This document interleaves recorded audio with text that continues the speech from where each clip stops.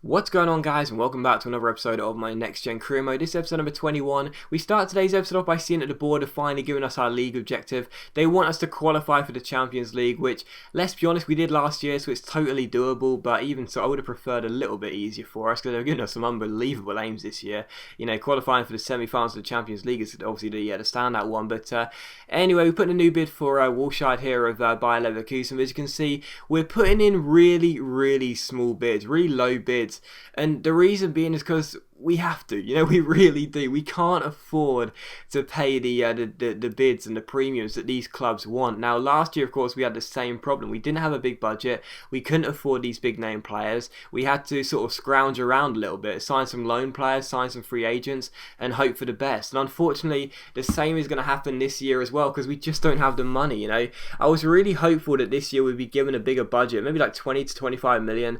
Then we could sign maybe like a big name player and a load of good average players as well for the bench and the resis, but unfortunately we haven't been given a good budget, and it's really frustrating me because when I sit there and I see the board want us to reach the Champions League semi-finals, I'm like, it's not going to happen, but even so, Ramos has accepted his contract. That's great. That's the best news we could have hoped for, because Ramos, of course, has his contract up at the end of the year, which means he's free to leave in January. He's getting a lot of offers. A lot of the Sharks are circling around at the moment. They want to take him on the cheap, so I'm very happy he signed a new 1-year extension, so he's tied down for at least another year and a half, and I'm very happy with that. But bid comes in for Jarstein.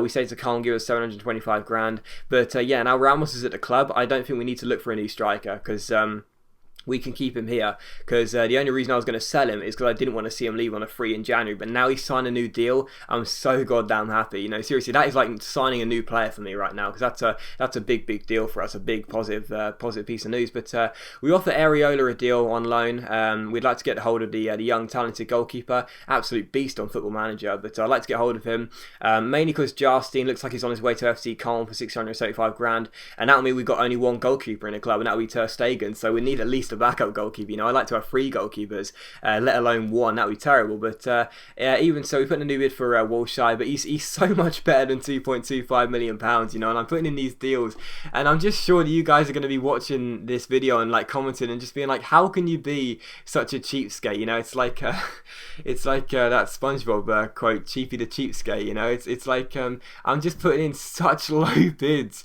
for these players right now, and you're probably sitting there thinking, seriously, like, those clubs are never going to accept those deals. What on earth are you doing? But it's all we can afford to do. Like, it really is. We need a bargain. We really do. Last year we got Sigurdsson for £2 million. What an amazing deal that was. We need to find one of those again. We need to find one of those gems. We can't afford to pay a premium. We need to find one of those gems again. But even so, Stuttgart PSG come back to us and say that they're not going to accept the deal for Areola, because the future fee was something they weren't happy with. So we put in a future fee of £1 million for this loan player, and we're waiting to see what they say, but they're probably going to say no anyway. But Rudiger, Stuttgart don't want to let go of their centre half, which is not a real surprise, and Wagner's wage concerns. The board have gone ahead and transfer listed our backup striker, which I don't mind too much, because at the end of the day I can still reject the transfers anyway. It's not like they have the final say on it, I do. But even so, Jarstein has gone to Köln for 675 grand, so our backup goalkeeper is left, and that's why we really do need to get ourselves hold of a new goalkeeper as a backup, because now we've only got one goalkeeper in the squad. But I decided to go ahead and request some funds as well. At the end of the day, the board have been complete jokers of us, really. We need more money. Look at those aims. They are so unrealistic. We need some more money from them. They need to help us out. And as you'll see here, they'd only give us £1.1 million. We had to accept it because we had to take all we could. But even so, they give us a third of what we wanted. And hopefully that £1 million will help us even just a little bit, But anyway, it's not helping as well, because we're getting some members of our first team squad telling us they want new contracts. Wagner, Brooks, they want some new contracts, and we're like, seriously, just wait until we're out of the transfer window, But we put in a bid for Werner on loan from Stuttgart. He's only valued at £1 million, but I know he's a very talented youngster. And also we put in new bids for Goretzka and also Maximilian Meyer. Now I'm sure you guys are going to be cracking your fingers right now, because we spent like 20 minutes in terms of video length trying to sign these two players last season. We never managed to do so. But, you know, as I'm thinking about change of formation this year, I wouldn't mind playing with another midfielder. And yeah, I definitely like one of Maya or Goretzka. We'll have to wait and see. But Wolfsburg said they're not going to let go of Rodriguez because he's a very talented left back and he's too valuable for them. But PSG said they weren't happy with a £1 million future fee. They said they weren't sure whether they want to let him go at the end of the loan spell. So I thought, you know what, screw it, I'll just leave the future fee. We just need to get him in basically, because at the moment we've only got one goalkeeper as we're starting the season off, so we need to get a new goalkeeper in, and there you go. But Stuttgart want £4.2 million for Rudiger, that's centre half, and I'm not sure whether I want to pay that, but Lasogga wants to play in the next game, and we do put in a new bid for Rudiger because he's only 21 years old. He does look like he's got some decent potential, but I'm not sure whether I want to pay that much money because the centre back area is actually quite strong. You know, Ginter is a monster, Brooks is a very good youngster, Langkamp is quite a good centre half as well, so I'm not really sure whether I want to pay that, but there you go. We also looked down the list and I decided to put in a new bid for Wolfsburg of Leverkusen, but like that, this is just not going to happen. Like, we're putting in such low bids. I mean, £3 million for Wolfsburg, a player who's probably worth, £4 million, a player that's probably worth like double, possibly even treble that. You know, you'd have to pay that. I genuinely am Cheapy the Cheapskate, but even so, we put in a new bid and wait and see what they say, and we also put in a new bid for Ricardo Rodriguez because the left back area is the one I'd like to strengthen, because at the end of the day we're playing Schultz there at the moment, who's a left midfielder, and he's okay, but he's only 73 overall, you know, and I'd like a better left back there. So we put in a bid of £6 million plus Kamdal, that random free agent right back we signed, and wait and see what Wolfsburg say. But as you can see here, we take on Augsburg for the first game of the new season, and the only game of today's episode as well. And as you'll be seeing as well, over the next few episodes there'll probably only be one or possibly two games at the most, because there's obviously so much transfer business to do.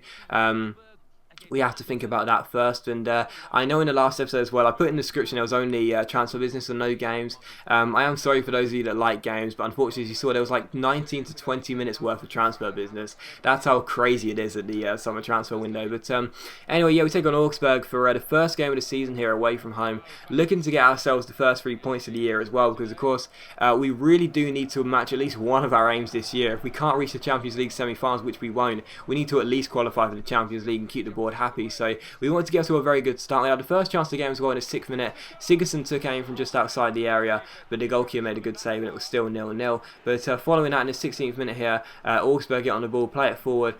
G gets on the ball here, but he gives the ball away. Schultz, our left back, intercepts. Sigurdsson finds Ramos here. He rounds his man, gives it to Gylfi Sigurdsson down the left hand side. He arches his run. We try and catch the goalkeeper out, but it goes just wide of the post. So Sigurdsson threatening early on in this game, but unfortunately still 0-0. But after that here you see Augsburg go on a break down the right hand side. A good chance for us as it chips over the top towards the run of Bobadilla.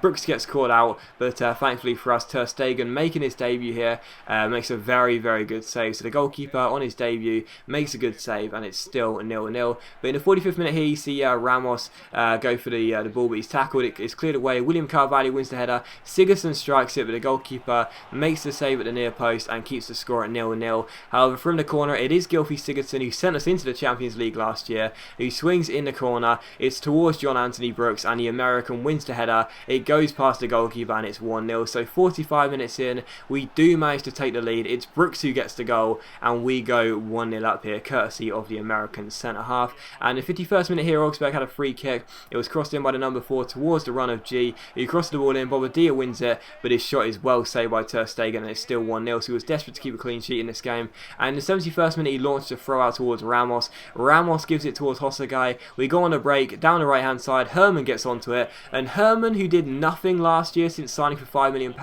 I said it was a bit of a dud signing. I made a mistake. Well, we're finally going to see the good of him this year, I'm almost certain it, as he puts his hands to his ear and does the shush celebration. Yes, I know, Herman, last year I slagged you off. You were a terrible signing for us, so let's be honest. Last year Herman was terrible. He did nothing, absolutely nothing. He came for £5 million and did nothing. He scored 1 goal, got like 1 assist, and every other game was really, really poor. But what a goal that was. Absolutely fantastic. Nice step over. Nice nutmeg as well on the second defender, and a great finish as well. So what a finish by Herman. He makes it 2-0 and also seals the game. So last year, yes, maybe it just took him a long time to settle. Not everyone settles instantly like Sigurdsson did. Maybe it just took him a long time to settle. Now he's happy. Now he's got one of his former Borussia Mönchengladbach teammates here in Ter Stegen. Maybe he's a lot happier now. We're gonna reap the benefits. But we won the game by 2-0. I was very happy with that. And also I showed you the around the ground thing after the game. I think I'm gonna start doing this now, so you can see how the other teams got on after the game. But as always, guys, big thank you for watching the video. I really hope you have enjoyed it. If you have enjoyed the episode, please leave a like, and I'll see you for the next episode of my Next Gen Career Mode very soon.